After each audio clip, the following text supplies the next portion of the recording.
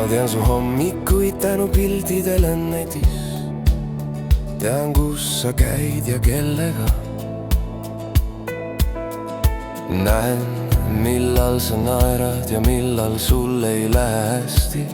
Me ei helista enam, pole põhjust nagu justkui, sest kogu elu on avalik ja vaikus tundub turvaline nii.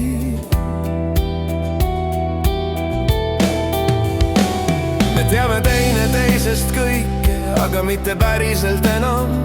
Sõnumid jäävad kirjutamata, sest me näitame, kui ilus on meie elu.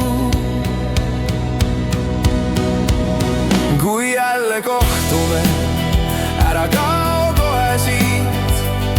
Meil on rohkem öelda kui need paar viisakat rida.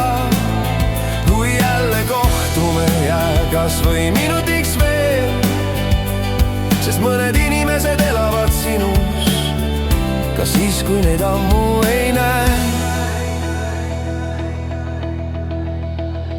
Mõnikord tahaks lihtsalt küsida, kuidas sul päriselt läheb, aga lihtsam on panna laip ja jätta sõnad ütlemata.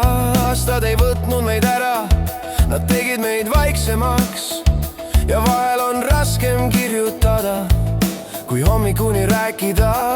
Me pole tülis, me pole kadunud, lihtsalt elu on vahele tulnud ja aeg läinud edasi meist mööda. Kui jälle kohtume, ära kao kohe siit. Sõnu on rohkem, kui julgeme välja öelda. Kui jälle kohtume, jää korraks veel siia, sest mõned inimesed on kodus isegi siis, kui nad on kaugel. Kui jälle kohtume, ära kao kohe siit. Meil on rohkem öelda kui need paar viisakat rida. Kui jälle kohtume, jää kas või minutiks veel, sest mõned inimesed elavad sinus ka siis, kui need ammu ei näe. Kui üks päev enam ei saa, siis on kõik need sõnad hiljaks jäänud ja kõik need väikesed hetked jäävad ainult mälestuseks ja kahetsuseks.